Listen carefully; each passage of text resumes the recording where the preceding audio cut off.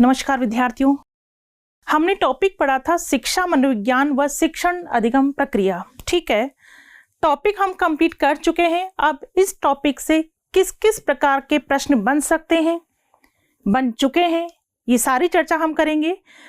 तो शिक्षा मनोविज्ञान और शिक्षण अधिगम प्रक्रिया से संबंधित क्वेश्चंस हम देखने जा रहे हैं। तो देखिएगा, इधर पहला क्वेश्चन, शिक्षा मनोविज्ञान की विषय सामग्री का संबंध है। ठीक है, शिक्षा मनोविज्ञान की विषय सामग्री, किसकी सामग्री? शिक्षा मनोविज्ञान।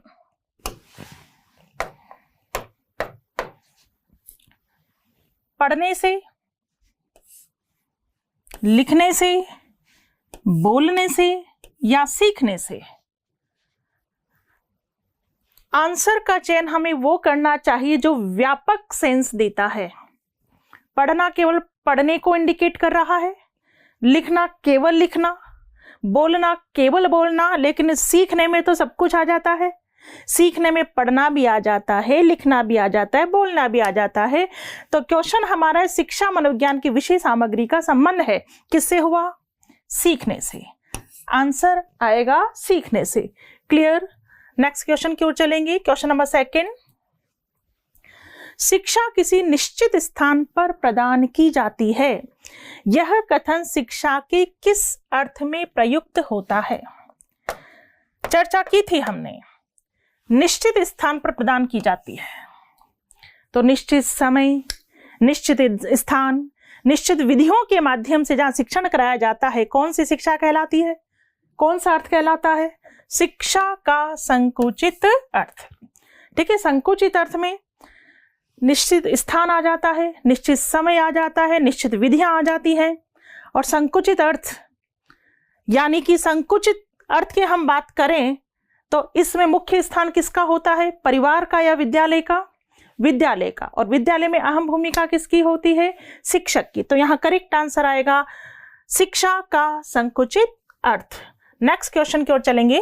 क्वेश्चन नंबर 3, एक शिक्षक के लिए शिक्षा मनोविज्ञान की उपयोगिता है। किसके लिए? एक शिक्षक के लिए।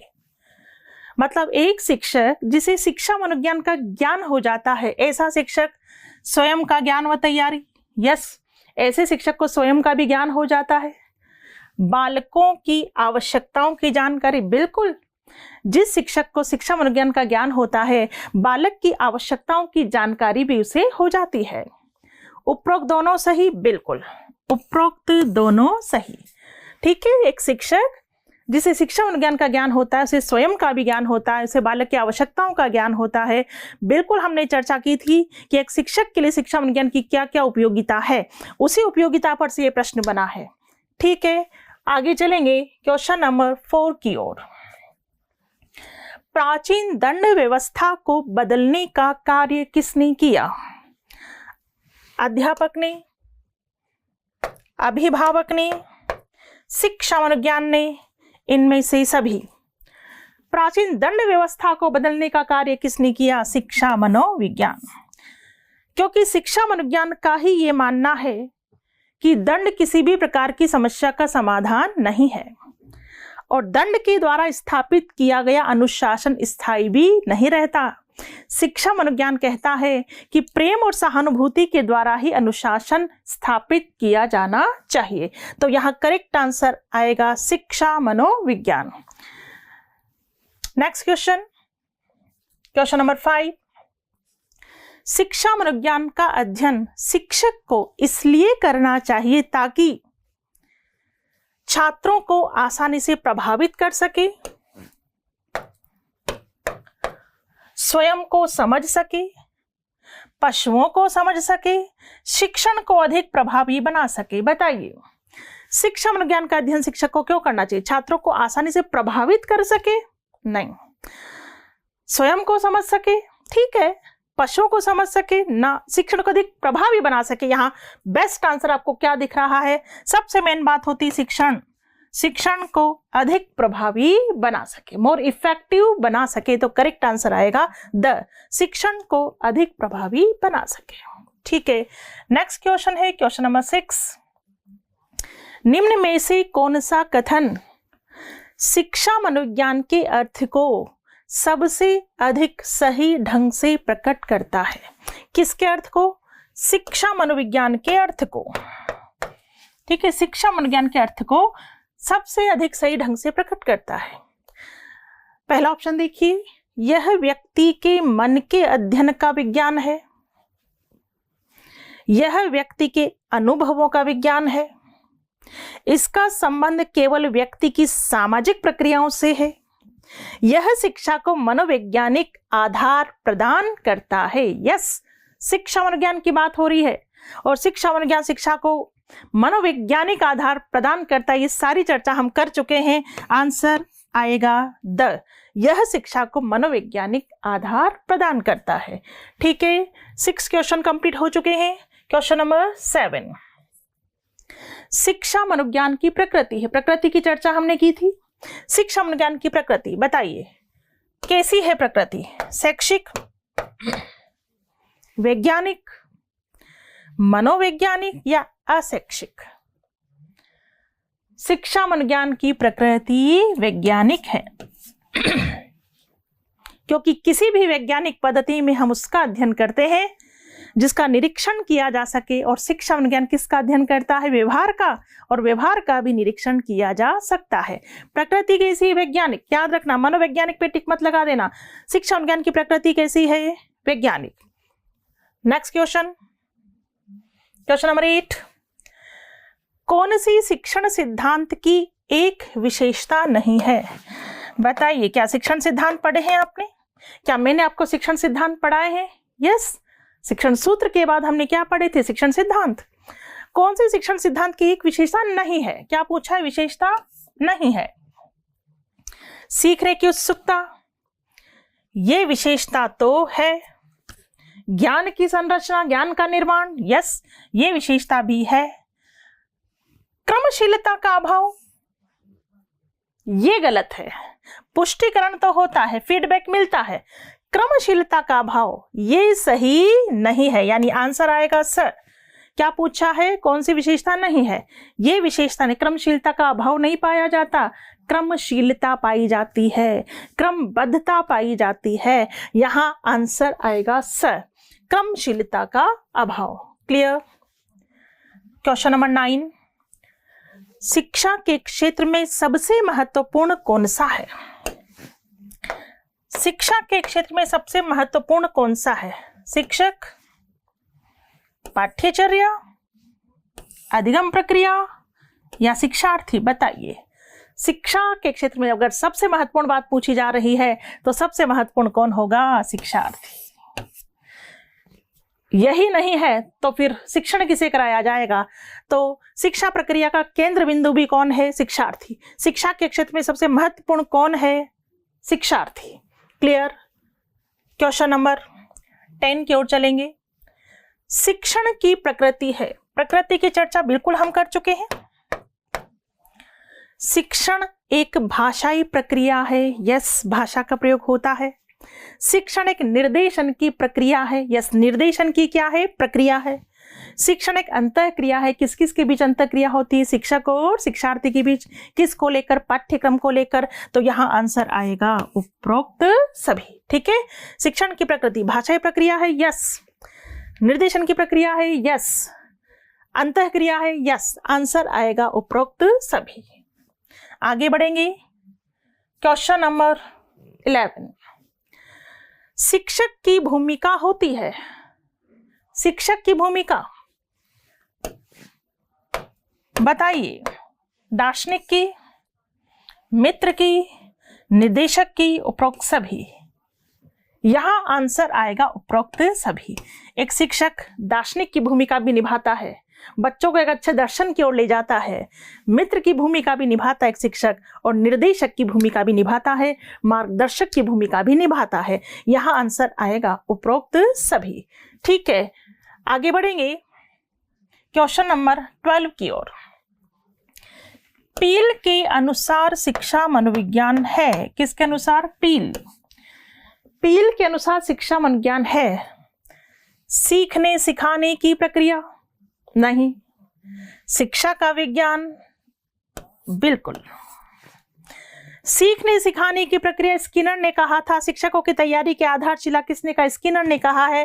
पील ने क्या कहा है? पील ने कहा है कि शिक्षा मनोविज्ञान शिक्षा का विज्ञान है। ये परिभाषा भी हम पढ़ चुके हैं। ठीक है, आंसर आएगा ब।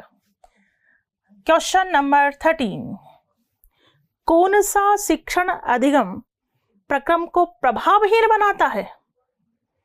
ठीक है, कौन सा शिक्षण अधिगम प्रक्रम को प्रभावहीन बनाता है? प्रभावहीन किस पे फोकस करेंगे आप? प्रभावहीन पे। उपयुक्त शिक्षण नहीं, उपयुक्त शिक्षण प्रभावहीन कैसे बना सकता है? पाठ्यक्रम पूरा करना, ये तो सही है। ये प्रभावहीन कैसे बना सकता है? शिक्षण विधि का उपयोग, ये भी सही है। ये प्रभावहीन कैसे बना सकता है? पारितोषिक तथा दंड का अनुचित उपयोग, नेगेटिव आंसर आ गया। वैसे भी तीनों पॉजिटिव आंसर है, देखिए आप, तीनों पॉजिटिव है। उपयुक्त शिक्षण, पाठ्यक्रम पूरा करना, शिक्षण विधि का उपयोग। नेगेटिव आंसर यदि है तो कौन सा है? द। तो यहां आंसर आ जाएगा द। हम केवल अगर क्वेश्चन नहीं देखें, हम केवल ऑप्शंस देखें, ऑप्शंस को देखकर भी अपने आप आंसर निकलता है। कई बार 3 पॉजिटिव 1 नेगेटिव या 3 नेगेटिव 1 पॉजिटिव, वो आंसर निकल जाता है। तो यहां आंसर आएगा पारितोषिक तथा दंड का अनुचित उपयोग। Simple question. आगे बढ़ेंगे। क्वेश्चन नंबर 14, शिक्षण सूत्रों का आधार होता है। बताइए, क्या शिक्षण सूत्र पढ़े हैं आपने? बिल्कुल, ज्ञात से अज्ञात, सरल से जटिल शिक्षण सूत्र आप पढ़ चुके हैं। शिक्षण सूत्रों का आधार क्या होता है? याद रखना, शिक्षण सूत्रों का आधार होता है क्या? मनोवैज्ञानिक। आधार मनोवैज्ञानिक होते हैं। मनोविज्ञान पर बेस्ड शिक्षण सूत्र बनाए जाते हैं। तो शिक्षण सूत्रों का आधार क्या होता है? मनोवैज्ञानिक। आगे चलेंगे नेक्स्ट क्वेश्चन की ओर। Question number 15, I.K. Davis. I.K. Davis के अनुसार शिक्षण की प्रमुख अवस्थाएं हैं। ये बात मैंने परिभाषा में बताई थी आपको। I.K. डेविस ने 4 अवस्थाएं बताई हैं। 4 अवस्थाएं कौन कौन सी? नियोजन, व्यवस्था, अग्रसरण, नियंत्रण। यही 4 अवस्थाएं बताई थी। ब में देखिए अग्रसरण, मार्गदर्शन, ये नहीं बताया था। मूल्यांकन नहीं बताया। यहां देखिए व्यवस्था बताया है, नियंत्रण बताया है, निर्देशन नहीं बताया, नियोजन बताया है। यहां देखिए अग्रसरण बताया है, व्यवस्था बताया है, मार्गदर्शन नहीं बताया, मूल्यांकन नहीं बताया। आंसर आएगा नंबर 1। I.K. डेविस ने 4 अवस्थाएं कौन कौन सी बताई हैं? नियोजन, प्लानिंग, मैटर की प्लानिंग की जाती है, फिर व्यवस्था उसे ऑर्गेनाइज किया जाता है, अग्रसरण रीडिंग उसे प्रस्तुत किया जाता है, और पढ़ाते समय कंट्रोल किया जाता है, नियंत्रण रखा जाता है। I.K. डेविस की 4 अवस्थाओं के नाम याद रखना, नियोजन, व्यवस्था, अग्रसरण, नियंत्रण। क्लियर? आगे बढ़ेंगे। क्वेश्चन नंबर 16, शिक्षा मनोविज्ञान संबंधित है। शिक्षा मनोविज्ञान संबंधित है, बताइए।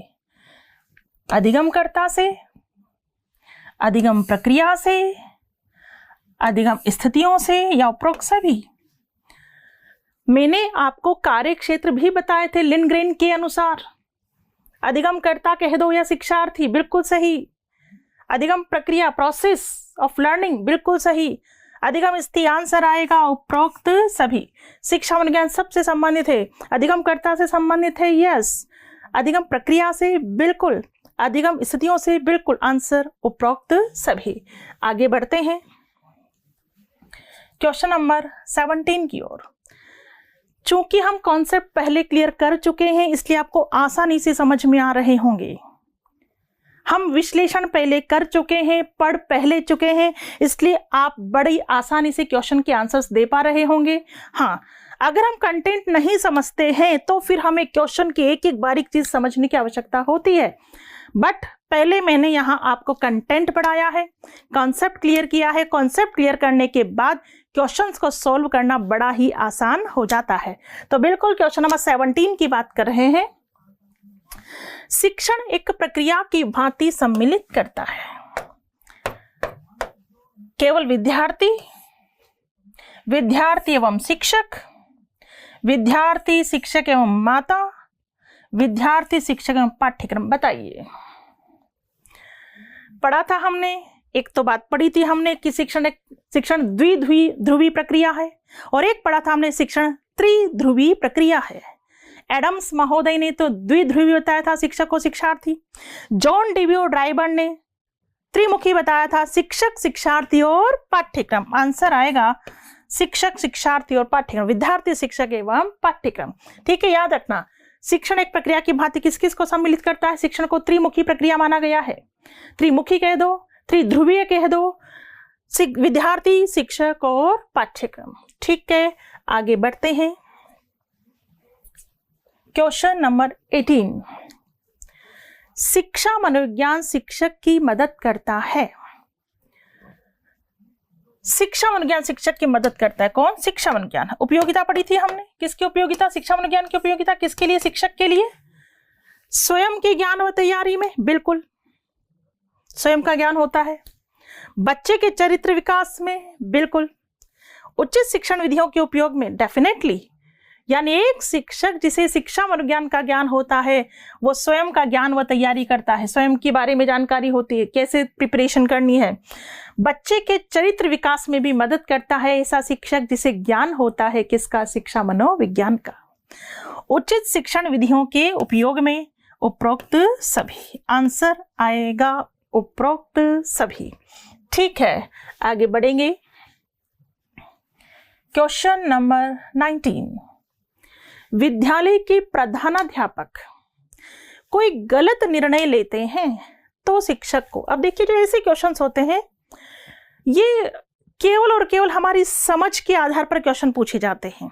हमें कितनी नॉलेज है, हमें कितनी समझ है, ये कोई कंटेंट से तथ्यात्मक प्रश्न नहीं है। ये बिल्कुल, इससे केवल हमारे एटीट्यूड का पता लगता है, नजरिए का पता लगता है, दृष्टिकोण का पता लगता है कि हम कहाँ तक सोच पा रहे हैं। तो विद्यालय के प्रधानाध्यापक कोई गलत निर्णय ले लेते हैं तो शिक्षक को क्या करना चाहिए? उस निर्णय के अनुसार चुपचाप कार्य करना चाहिए। शिक्षक को अवकाश लेकर बैठ जाना चाहिए। शिक्षक को समय देखकर विनम्रतापूर्वक अपनी बात प्रधानाध्यापक से कह देनी चाहिए। शिक्षक को प्रधानाध्यापक की गलती बता देनी चाहिए। बताइए, पहले ऑप्शन की हम बात करें तो पहला ऑप्शन क्या है? उस निर्णय के अनुसार चुपचाप कार्य करना चाहिए। नहीं,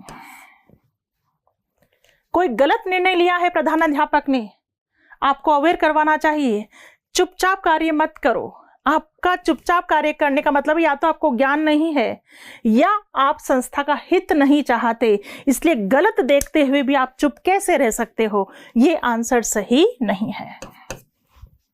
दूसरा है, शिक्षक को अवकाश लेकर बैठ जाना चाहिए, तो और भी गलत है, क्योंकि प्रधानाध्यापक ने कोई गलत निर्णय ले लिया है, आपको अवगत कराना चाहिए प्रधानाध्यापक को। ये तो कोई तरीका नहीं हुआ कि अवकाश लेकर घर बैठ जाना चाहिए। ये ऑप्शन भी सही नहीं है। शिक्षक को समय देखकर विनम्रतापूर्वक अपनी बात प्रधानाध्यापक से कह देनी चाहिए। बिल्कुल सही जवाब। एक बात ध्यान रखना बच्चों, ये जो शब्द है विनम्रतापूर्वक, ये अपने व्यवहार में लेकर के आओ। कहीं भी हमें अपनी बात का प्रस्तुतिकरण करना है, विनम्रता हमारे व्यवहार में होनी चाहिए। और वैसे भी विद्या तदाति विनयम, विनम्रता हमारे व्यवहार में नहीं है, इट मीन्स हम पढ़े लिखे नहीं हैं। क्योंकि हम पढ़े लिखे हैं इस बात का पता चलता है विनम्रता से, और विनम्रता को अपनाएंगे तो हर जगह हम अपना काम कर सकते हैं। क्योंकि विनम्रता व्यवहार में होगी तो सामने वाला आपकी बात को सुनेगा, और अगर विनम्रता नहीं है, कठोरता है, कड़वापन है, तो हम किसी को ना तो अपना बना सकते हैं, ना कोई सामने वाला हमारी बात सुनने के लिए तैयार होगा।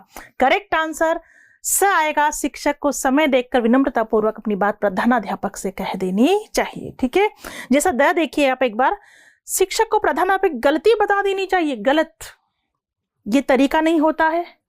जो सभ्य होते हैं, सुसंस्कृत होते हैं, जो पढ़े लिखे होते हैं, सामने वाला गलती करे तब भी उसकी गलती को नहीं बताते हैं, बल्कि विनम्रतापूर्वक अपनी बात को तरीके से रखते हैं। यहाँ करेक्ट आंसर आएगा स।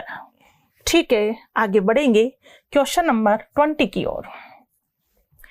बच्चे के चरित्र निर्माण में माता पिता का महत्वपूर्ण योगदान है। अतः अध्यापक को इस ओर प्रयत्न नहीं करना चाहिए। गलत है भाई, करना चाहिए। अध्यापक को इस कार्य को और आगे बढ़ाकर उसे दृढ़ता प्रदान करनी चाहिए। बिल्कुल। आगे देखिए, अध्यापक का काम केवल कक्षा में बालकों को पढ़ाना है। गलत। यहां कुछ अधिक कहना अपेक्षित नहीं है। गलत। चरित्र निर्माण में माता पिता का महत्वपूर्ण योगदान होता है, अतः अध्यापक को इस कार्य को और आगे बढ़ाकर उसे दृढ़ता प्रदान करनी चाहिए, क्योंकि अध्यापक का कार्य केवल और केवल बच्चों को पढ़ाना ही नहीं होता है। अध्यापक का कार्य भी बच्चों का सर्वांगीण विकास करना होता है। क्लियर? आंसर आएगा ब। आगे बढ़ेंगे। Question number 21। व्यवहारवाद की स्थापना की। मैंने संप्रदाय पढ़ाए थे आपको, ठीक है, कई संप्रदाय हमने पढ़े थे। तो बताइए, व्यवहारवाद की स्थापना किसने की है? किसने की है बताइए? व्यवहारवाद के जनक कौन माने जाते हैं? व्यवहारवादी संप्रदाय किसने दिया? वॉटसन ने। ठीक है, सिंपल क्वेश्चन है, पता होगा आपको। आगे बढ़ेंगे। Question number 22। शिक्षा का केंद्र बिंदु है। वेरी सिंपल क्वेश्चन, आपको आंसर बिल्कुल पता होगा। शिक्षा का केंद्र बिंदु कौन? बालक, शिक्षक, पाठ्यवस्तु, शिक्षण विधियां। शिक्षा का केंद्र बिंदु कौन होगा? बालक होगा। क्लियर? Next question. शिक्षण प्रदान करने की महत्वपूर्ण धुरी है। ठीक है, शिक्षण प्रदान करने की महत्वपूर्ण धुरी। शिक्षण प्रदान कौन करता है? कौन करता है? पाठ्यक्रम, शिक्षक, शामपट या फिर पाठ्यपुस्तक? शिक्षण प्रदान कौन करेगा? शिक्षक। कहां पर? विद्यालय। विद्यालय बताइए, औपचारिक या अनौपचारिक शिक्षा का साधन है? विद्यालय औपचारिक शिक्षा का साधन है, जिसको हम संकुचित अर्थ में लेते हैं। संकुचित अर्थ में विद्यालय की भूमिका होती है, विद्यालय में शिक्षक की भूमिका होती है, और शिक्षक शिक्षण प्रदान करने की महत्वपूर्ण धुरी माना जाता है। ठीक है, आगे बढ़ते हैं। Question number 24। किसके अनुसार शिक्षक बालोद्यान का कुशल माली है? Skinner, Kuppuswamy, Froebel, pestology. किसके अनुसार शिक्षक बालोद्यान का कुशल माली है? किसने बताया था शिक्षक को बालोद्यान का कुशल माली? फ्रोबेल ने। कि शिक्षक बालोद्यान का कुशल माली है। बालोद्यान का मतलब यहाँ क्या है? बगीचा। शिक्षक क्या है? माली है। बच्चे क्या है? फूल है, उस बगीचे के फूल। ये बात किसने कही है? फ्रोबेल ने। आगे बढ़े।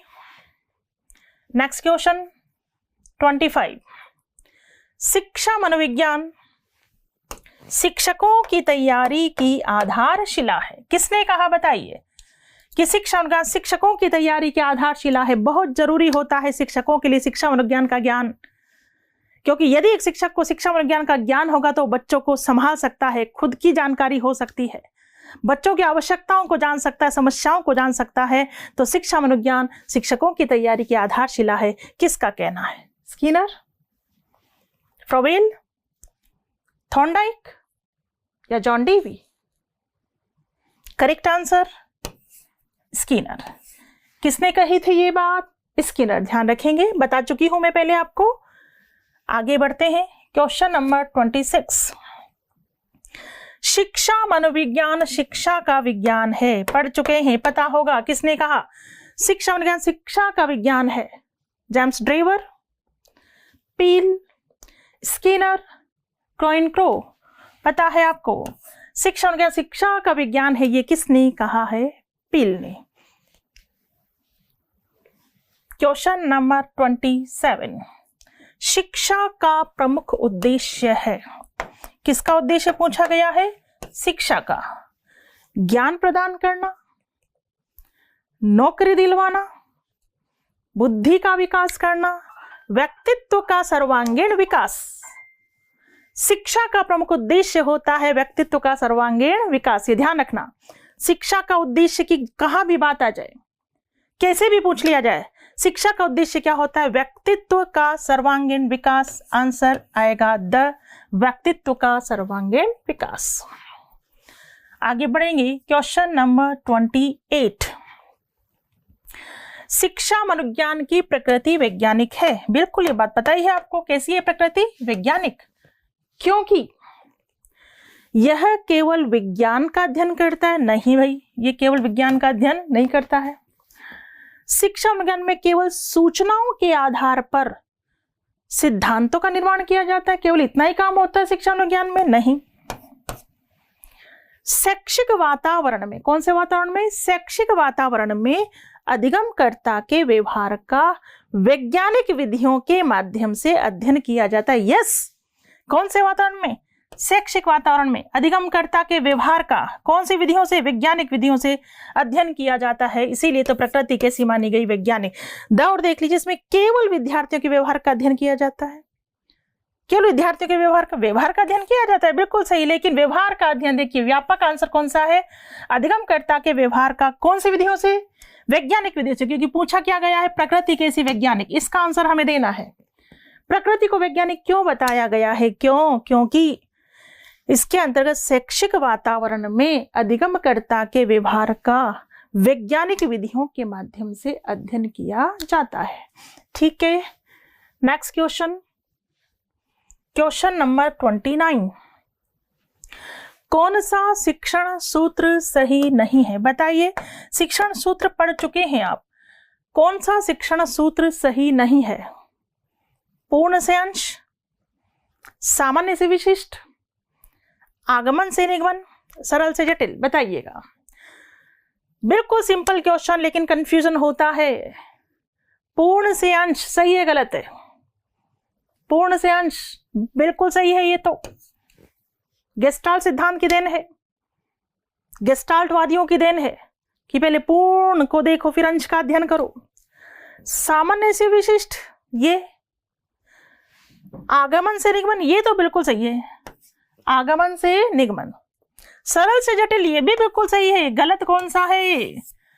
सामान्य से विशिष्ट। बहुत कंफ्यूज होते हो आप, सामान्य से विशिष्ट नहीं होता है, विशिष्ट से सामान्य होता है।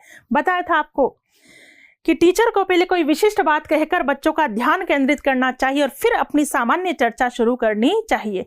तो शिक्षण सूत्र हमारा क्या होता है? विशिष्ट से सामान्य, सामान्य से विशिष्ट नहीं। तो कौन सा सही नहीं है? कौन सा सही नहीं है? ये सामान्य से विशिष्ट सही नहीं है। होता क्या है? विशिष्ट से सामान्य। क्लियर?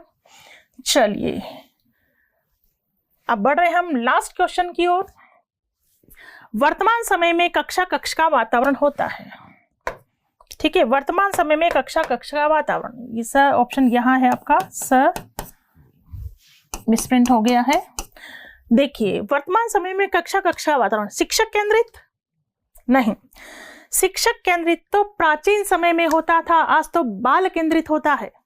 निरंकुशवादी नहीं, प्राचीन समय में होता था। प्रभुत्ववादी, निरंकुशवादी प्राचीन समय में होता था, वर्तमान समय में नहीं। वर्तमान समय में तो कौन सा होता है? प्रजातांत्रिक। प्रजातांत्रिक वातावरण किसे कहते हैं? जहां सभी को अपने विचार व्यक्त करने की क्या होती है? स्वतंत्रता। तो याद रखना, प्राचीन समय में निरंकुशवादी माहौल चलता था, प्रभुत्ववादी शिक्षण होता था, बाल केंद्रित नहीं शिक्षक केंद्रित, जहां शिक्षक सर्वे सर्वा होता था। लेकिन वर्तमान में प्रजातांत्रिक, प्रजातांत्रिक जिसे हम लोकतांत्रिक भी कहते हैं, बाल केंद्रित होता है, सक्रिय भूमिका शिक्षक और छात्र दोनों की होती है। तो वर्तमान समय में कक्षा वातावरण कैसा होता है? प्रजातांत्रिक। ठीक है, चर्चा कंप्लीट हुई है। 30 क्वेश्चंस आप कंप्लीट कर चुके हैं और ये क्वेश्चंस किससे रिलेटेड थे? शिक्षा मनोविज्ञान से रिलेटेड सारे क्वेश्चंस आप कर चुके हैं। तो शिक्षा मनोविज्ञान और शिक्षण अधिगम प्रक्रिया टॉपिक हमारा कंप्लीट हुआ था, उससे संबंधित क्वेश्चन कैसे कैसे बन सकते हैं ये चर्चा हम कर चुके हैं। और अब आगे हम नेक्स्ट टॉपिक लेंगे और नेक्स्ट टॉपिक होगा नेक्स्ट क्लास में। धन्यवाद। फेसबुक पर लाइक करें, यूट्यूब पर सब्सक्राइब करें और डाउनलोड करें VJ education app by doctor Vandana Jadaun और पाएं free demo classes, free model test papers और free motivational videos. For more information, call us on 9587 305 306.